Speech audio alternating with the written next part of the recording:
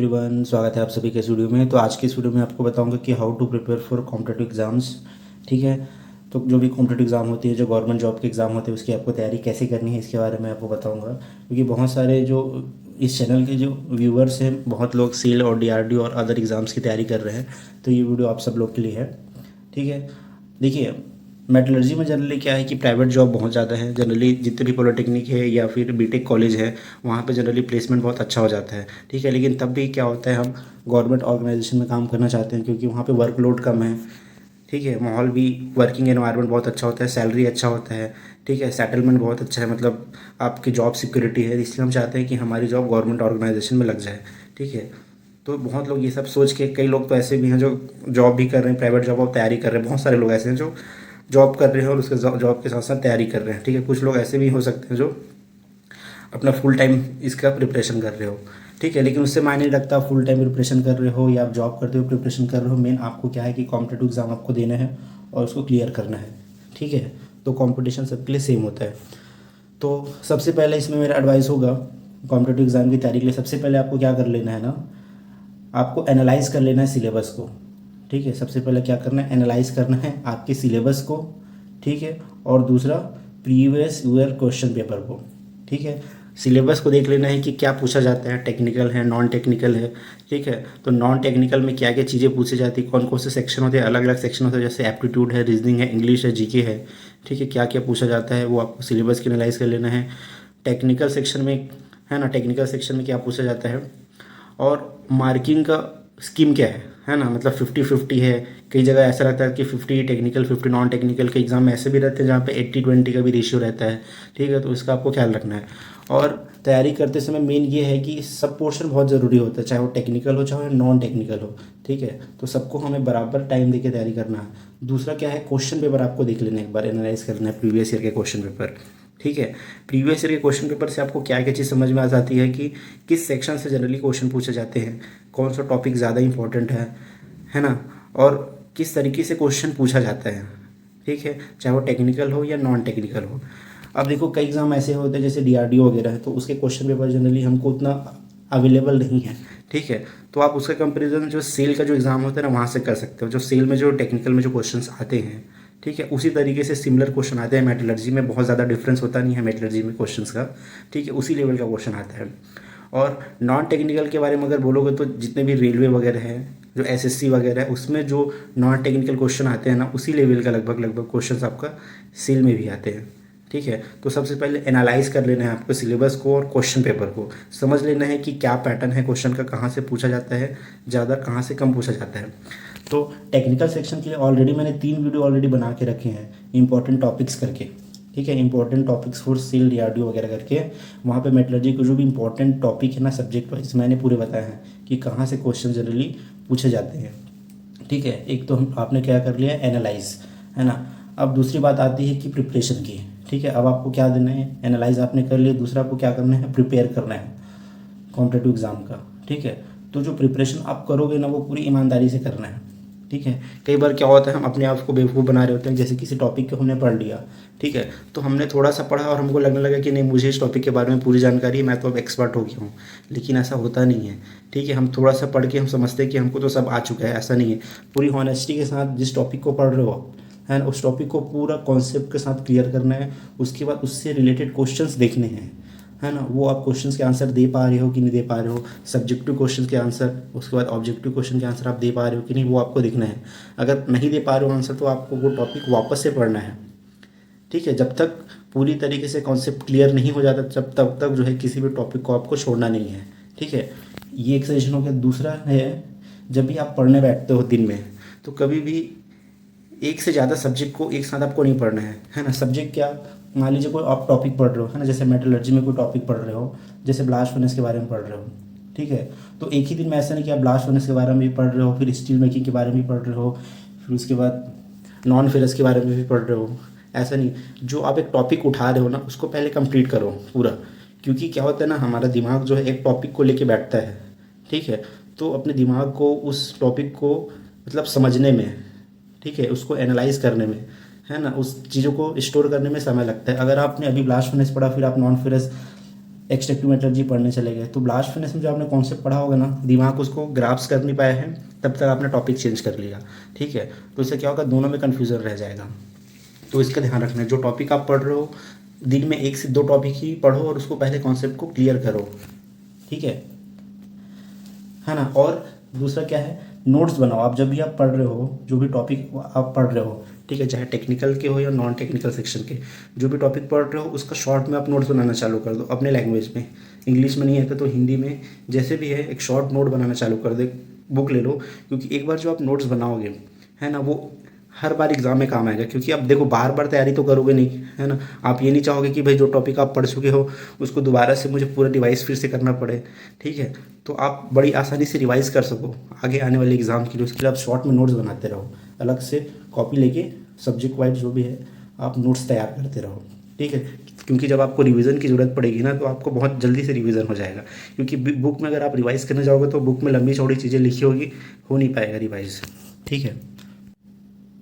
ठीक है, और क्या बोला मैंने कि टॉपिक वाइज आपको पढ़ना चालू करना है, ठीक है। पहले आप क्या करो, जैसे कोई भी टेक्निकल सेक्शन है, मान लीजिए आयरन मेकिंग का मैं एग्जांपल लेता हूँ, ठीक है, ये आपको पढ़ना है, तो इसमें आप चालू करिए, टॉपिक वाइज चीज़ें चालू करिए, ठीक है। सबसे पहले क्या पढ़ना है, उसके बाद क्या पढ़ना है, और उस टॉपिक को पूरा पहले कंप्लीट करिए। उसके बाद नेक्स्ट टॉपिक में जाइए। अगर आप टॉपिक छोड़ने की आदत बना दी है, जैसे एक टॉपिक मैंने पढ़ा इससे रिलेटेड, वो मुझे समझ नहीं आया, मैंने उसको स्किप कर दिया, है ना, बहुत कठिन है करके मैं दूसरे टॉपिक में चला गया, फिर वो भी टफ लगा, फिर तीसरे टॉपिक में चला गया, ठीक है। तो इस तरह से अगर आप अपनी आदत बनाओगे ना, तो स्किप करने की आदत बढ़ जाएगी कि जो टॉपिक समझ नहीं आ रहा, टफ हो रहा है ना, हम उसको स्किप कर देते हैं, दूसरे में चले जाते हैं, फिर वहाँ भी नहीं समझ में आया, स्किप कर देते। तो ये आदत आपको हटानी है, ठीक है। इसी को बोलते हैं कि हम लूज़ कर रहे हैं अपना जो प्रिपरेशन है, कहाँ पे लूज़ करते हैं, उसी जगह पे। जो टफ लगता है उसको हम छोड़ देते हैं, ऐसा नहीं करना है। जो टॉपिक आप पढ़ रहे हो, चाहे टफ लगे आसान लगे, उसको कंप्लीट करके ही आपको छोड़ना है, ठीक है। अगर एक बार आप कंप्लीट कर लिए उसको ना, तो कॉन्सेप्ट आपका हमेशा के लिए क्लियर हो जाता है, और इससे आपकी एक आदत भी बन जाती है कि किसी भी चीज़ को आप पढ़ते हो तो पूरा समझ के ही छोड़ते हो। ये आदत आपको बनानी ज़रूरी है। इसी को बोलते हैं हॉनेस्टी, ईमानदारी के साथ आप तैयारी कर रहे हो, ठीक है। और देखो, एग्ज़ाम में जो है ना, हर एक जो सिलेबस का हर एक टॉपिक, ठीक है, इम्पोर्टेंट रहता है, चाहे वो टेक्निकल सेक्शन हो, ठीक है, चाहे वो टेक्निकल सेक्शन हो, चाहे वो नॉन टेक्निकल सेक्शन हो, क्योंकि मार्क्स आपको हर जगह से लेना है, ठीक है। और कॉम्पिटिटिव एग्ज़ाम का एक ही रूल है कि आपको कंपटीशन करना है पूरे इंडिया में, हर स्टूडेंट के साथ आपको कंपटीशन करना है, इतना याद रखना है। ऐसा नहीं कि आपके आसपास जो लोग हैं, आपके क्लास में जो लोग हैं, उनसे कंपटीशन नहीं है, पूरे इंडिया लेवल से कंपटीशन है। तो आपको क्या करना है, टेक्निकल और नॉन टेक्निकल इतना अच्छे से तगड़े से तैयारी कर लेना है कि एक क्वेश्चन भी नहीं छूटनी चाहिए। पहले तो दिमाग में यही लाना है कि मुझे 100% पूरा चीज़ बना के आना है, एक चीज़ भी छूटनी नहीं चाहिए, ये सोच लेके आपको तैयारी करनी है, ठीक है।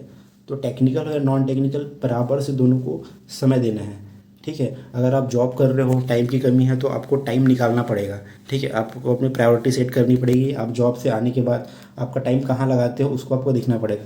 अगर आपको सही में गवर्नमेंट जॉब चाहिए, कॉम्पिटिटिव एग्जाम की अच्छे से तैयारी करनी है, तो आप जॉब के बाद भी अपना टाइम टेबल बनाइए, है ना। नेक्स्ट आपको क्या करना है, मेन टाइम टेबल आपको प्रॉपरली बना के रखना है, ठीक है। और आपको समय निकालना है चीज़ों के लिए, और उस टाइम टेबल के अकॉर्डिंग आप तैयारी चालू कीजिए। उस टाइम टेबल पे स्टिक रहिए, है ना। मतलब मुझे उस समय पढ़ना है, मतलब पढ़ना है, ठीक है। सुबह शाम, अगर आप जॉब में हो तो सुबह शाम आपके पास जो भी समय है उसमें आप तैयारी कीजिए, है ना। और ज़्यादा टॉपिक एक साथ एक ही दिन में बहुत सारे टॉपिक मत पढ़िए, ठीक है। अगर आप फुल टाइम तैयारी कर रहे हो तो आपके पास पूरा समय है दिन भर का, उस पूरे टाइम को यूटिलाइज़ कीजिए, ठीक है। कई बार क्या होता है, हम लोग जॉब नहीं लगता है, कई लोग हमारे दोस्त जॉब कर रहे होते हैं, प्राइवेट जॉब कर रहे होते हैं, तो हमें बहुत दुख लगता है कि यार वो जॉब कर रहे हैं, हम घर में खाली हैं। बट ऐसा नहीं है, आप घर में हो मतलब आपके पास सबसे बेस्ट अपॉर्चुनिटी है किसी भी कॉम्पिटिटिव एग्जाम की तैयारी करने के लिए, ठीक है। आप बहुत कम समय में बहुत अच्छी तैयारी कर सकते हो, है ना। और जो जॉब कर रहे हैं उनके पास भी बहुत अच्छी अपॉर्चुनिटी है, क्योंकि उसके पास एक प्रैक्टिकल नॉलेज भी मिलता है प्लांट से रिलेटेड, ठीक है। और पढ़ाई का भी जो नॉलेज मिलता है, तो उनको समझने में भी बहुत आसानी होती है चीज़ों को, ठीक है। तो नेक्स्ट सजेशन में आपको ये चीज़ देना चाहूँगा कि कभी भी आप तुक्के से कोई कॉम्पिटिटिव एग्जाम मत दो। जैसे आपकी तैयारी नहीं है, ठीक है, और आपने मन किया है, सेल का फॉर्म निकला है, डीआरडी का फॉर्म निकला है, मैंने क्या कर दिया, फॉर्म भर दिया, ठीक है, 400-500 रुपये तो लग रहा है, फॉर्म भर दिया, जाके एग्ज़ाम भी दे दिया, है ना, लेकिन आपको प्रिपरेशन नहीं है। तो ऐसा बिल्कुल नहीं करना चाहिए, क्योंकि इससे क्या होता है ना, अल्टीमेटली हमारा मोरल डाउन होता है। क्योंकि हम विदाउट प्रिपरेशन जब जाते हैं कॉम्पिटिटिव एग्जाम देने, और वहाँ हमारा क्वेश्चन बनता नहीं है, उसके बाद जब रिजल्ट आता है ना, हमारा होता नहीं है या रैंक निकलता है, तो हम देखते हैं कि हमारे कितना कम मार्क्स है, तो उससे अल्टीमेटली क्या होता है, मोरल डाउन होता है। इससे ये लगता है कि यार ये मेरे बस की बात नहीं है, ठीक है। तो ये फीलिंग से बचने के लिए आप क्या करो, पहले से अच्छे से तैयारी कर लो, 100% एकदम पूरी तैयारी कर लो, हर टॉपिक को इतनी तैयारी कर लो कि आपका निकल जाए पेपर, इस तरह से इतना पुख्ता तैयारी आप करके रखो। ठीक है, उसके बाद फॉर्म भरो और एग्ज़ाम को निकालने की कोशिश करो। ठीक है, तो इससे क्या होता है, एक बार में नहीं तो सेकंड नहीं तो थर्ड टाइम में आपका एग्ज़ाम ज़रूर निकलेगा। लेकिन अगर आप टाइम पास के लिए एग्ज़ाम भर रहे हो, चाहिए फॉर्म भरना है, बैठना है तुक्के से, तो आज के समय में तो ऐसा लगता नहीं है कि कंपटीशन इतना ज़्यादा है। ठीक है, अगर आप तुक्के से फॉर्म भरोगे तो ऐसा नहीं कि बनना होगा तो बन जाएगा, लग जाएगा, ऐसा होता नहीं है। ठीक है, तो इसलिए हमेशा प्रॉपर पहले तैयारी करना है, उसके बाद ही आपको एग्ज़ाम देना है।